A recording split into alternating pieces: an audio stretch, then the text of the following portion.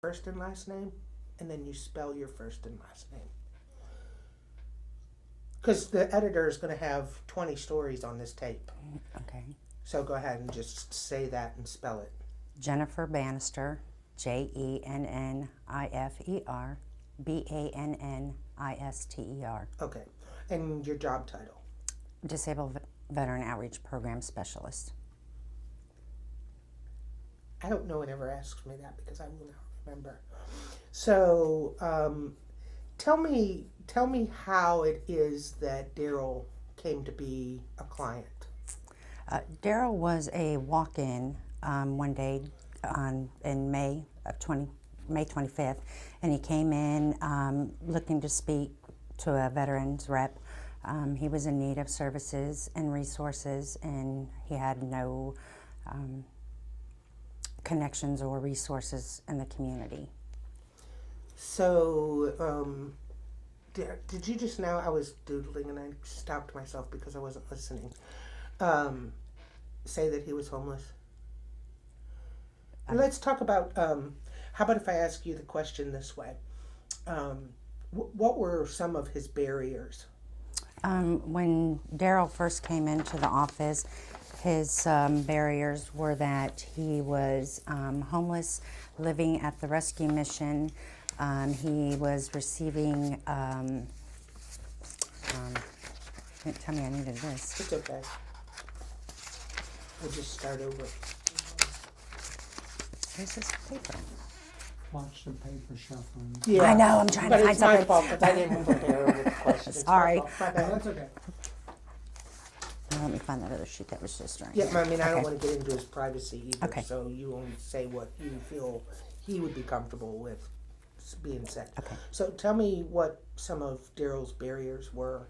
Daryl had indicated that he was homeless or expected to become homeless in the next 14 days, and that he was low income for a family size of one, as potential significant barriers to employment on his initial intake form.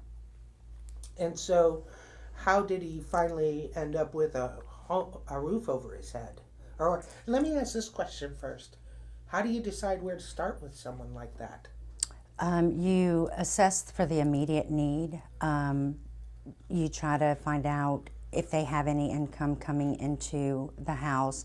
How are they homeless currently, or are they going to become homeless in the next 14 days? Those are kind of two different aspects to look at. And once we established that he was indeed homeless and living in the shelter, we addressed that issue to keep him steadily sheltered.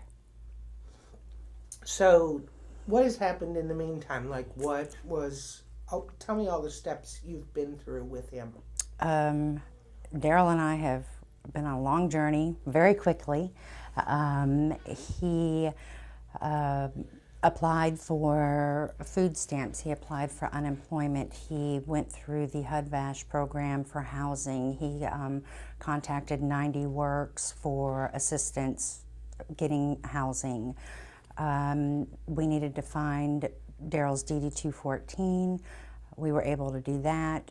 Tried to get him enrolled into the NCBA program. Got all of his old pay stubs and everything approved for that. It was going to take too long for him to get a first paycheck, so he went to work with a deco at Buffalo Rock as a warehouse person. And what does his future look like now? His future looks beyond blessed and amazing.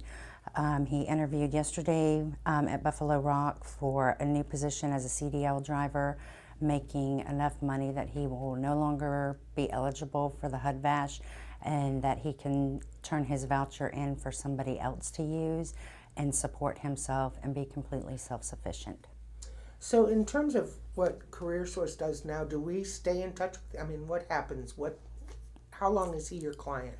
Daryl is my client until we both feel he's at a point that he can be released. I still have him do what I refer to as homework, and he has to show me he's doing his homework just so that he doesn't fall into homelessness again in the future. We're done. That's it. That's it. See how simple? You can unclip that thing. It's just like a clothesline clip.